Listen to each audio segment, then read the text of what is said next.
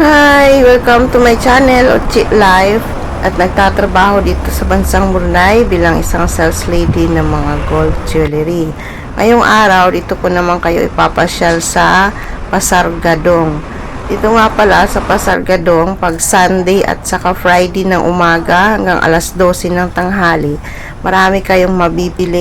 Mga halaman, mga bulaklak, yung mahilig magtanim dyan, may mga prutas din, mga plantitas, meron ding mga lupa para sa pagtatanim at saka yung mga pampataba, yung mga abuno, meron din dito. Iba't ibang klase po ng mga pananim, mga kalamansi, meron din.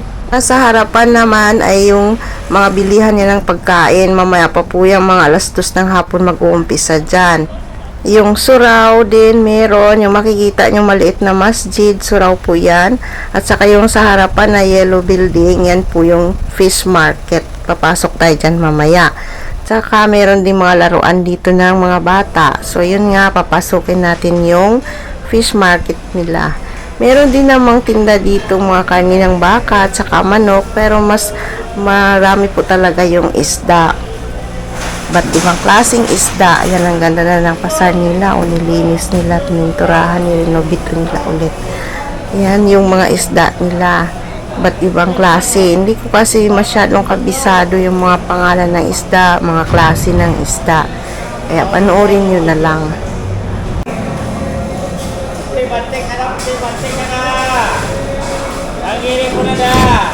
Ang iingay po nila kasi daw YouTube daw, nagbibideo daw, may YouTube. alam na nila po yun. Masarap po dito mamili sa Pasar Gadong, laging may free. Sasabihin sa'yo, ani, sadaka ko sadya, yung parang bigay lang niya sa'yo. Tapos mababait ang mga tao. Pag Pilipino ka, alam na alam nila, sasabihin niya sa'yo, ate, bili na isda, galonggong. Alam na alam nila yan, yung mga binibili ng mga Pilipino. Alam na nila yung tawag. Itong sarap naman natin ay tambakol. Masarap yun, ipaksiw, gataan, at saka iihaw.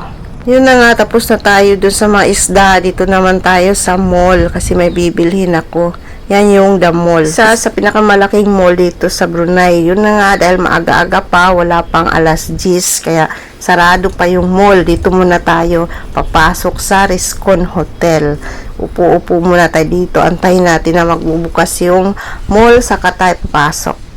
So, ito yung Rizcon Hotel. Diba ang ganda?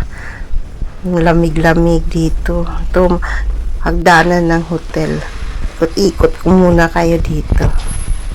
Tapos yun nga, bukas na, kaya papasok na tayo. Dito, laging may nag-i-expo. Ngayon, mga sasakyan yung expo. Minsan, mga damit, iba't iba. Ngayon, mga sasakyan. Ito ang The Mall. So, pagkatapos, aakyat na ako kasi nandun sa taas yung sadya ko, yung Kaday Tudong. So, ayan, umakyat na nga tayo. Nasa taas na tayo sa 3rd floor. Dito din po yung food court nila. So, hanggang dito na lang muna guys. Salamat sa pagsama. Bye!